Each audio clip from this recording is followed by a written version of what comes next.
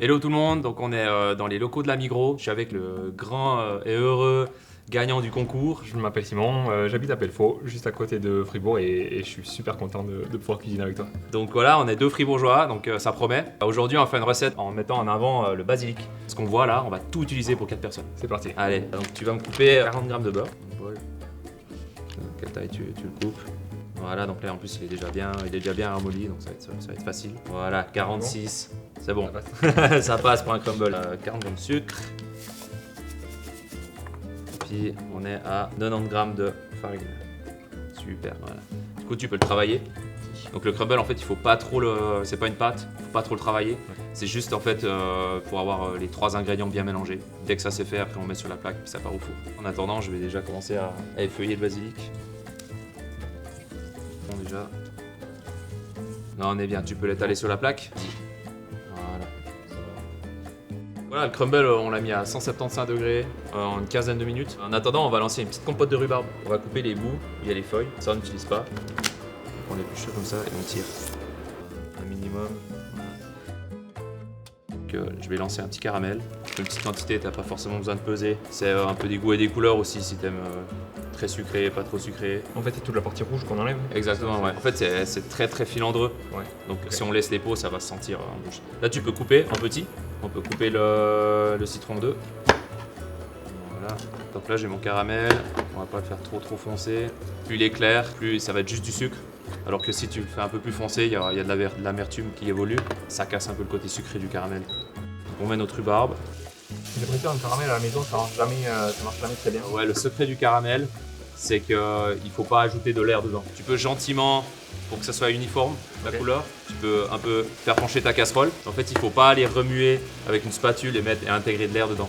Là, j'ai ma rhubarbe qui va commencer à cuire. Je vais la déglacer avec un peu de citron. En attendant que le crumble y cuit, on va pouvoir, on coupe tout ce qu'on a coupé. Ce que j'aime bien faire dans mes plats, c'est que j'ai toujours, par exemple, si on fait des fraises, on aura des fraises crues, des fraises cuites. Le basilic, la même chose, on aura un coulis de basilic dans le chocolat. Le produit cru ou le produit cuit, c'est toujours un peu un goût différent. D'accord. C'est la même chose avec l'aneth et le basilic. L'estragon aussi. Parce que l'estragon, c'est encore plus fort, donc il faut faire gaffe aux quantités. Ok. Mais c'est des choses qui se marient très bien avec les fruits et le sucré. Ah, c'est le crumble. Ça paraît vachement facile quand même quand le chef il fait son caramel, alors qu'à la maison c'est toujours une catastrophe. Et je me réjouis bien de voir ce que ça va donner. Donc là, ce qu'on va faire, c'est c'est un peu mon petit twist de la recette. On va faire fondre du chocolat blanc.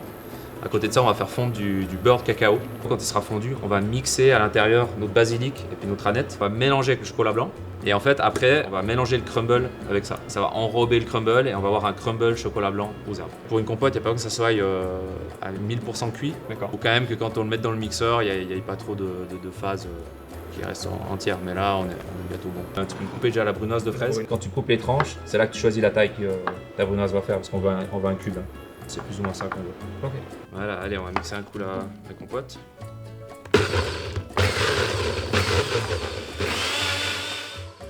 Voilà.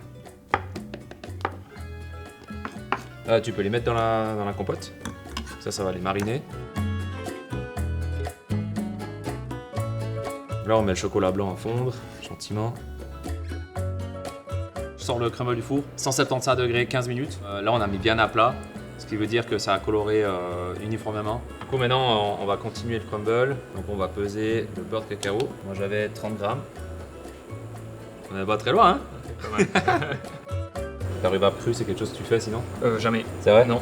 En fait, quand tu commences à jouer avec justement quelque chose d'acide, etc., c'est toute une question de proportion. Hein. Si t'en mets trop, ce sera pas bon. Si t'en mets pas assez, ça se remarquera même pas. Et si tu mets le juste milieu, c'est là que tu fais mouche auprès de tes invités, quoi. Voilà, donc là on va faire fondre notre beurre de cacao. On a tendance à la maison un peu toujours mettre à fond. Hein. Ouais, exactement. Ouais, t'allumes, tu vas aller vite. Ouais, tu vas aller vite, tu mets à fond, quoi. Maintenant, je transfère mon beurre de cacao dans mon mixeur. Donc là, il faut pas que ça soit trop chaud parce qu'on va mettre les herbes dedans. Voilà, on met notre basilic. Je veux quand même que ça sente plus le basilic que l'aneth. Voilà, allez, c'est parti. Tu peux mettre 60 grammes de chocolat blanc. On met notre pesto de basilic, aneth, beurre de cacao. On va ajouter notre crumble du coup.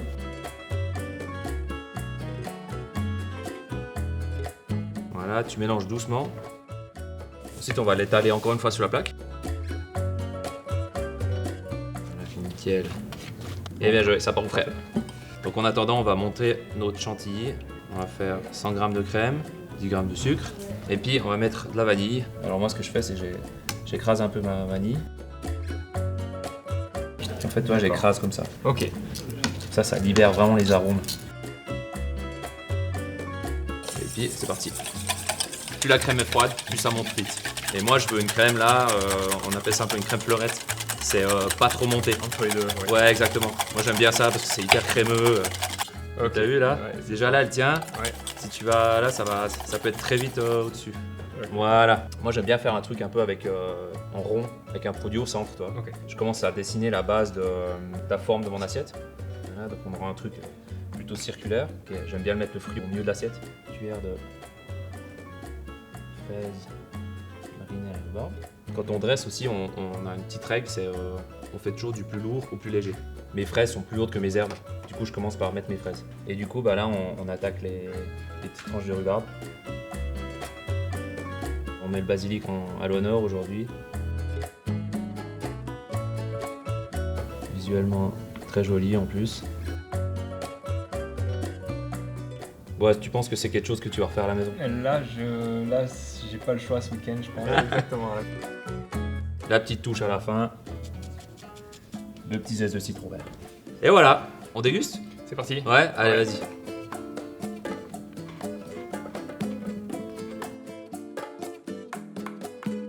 Ça fait longtemps que j'ai pas mangé un dessert comme ça. Ah ouais? C'est Trop c'est cool. vrai qu'il y a tout.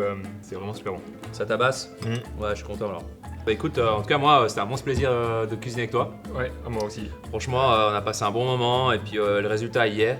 Donc voilà, bien joué. Merci.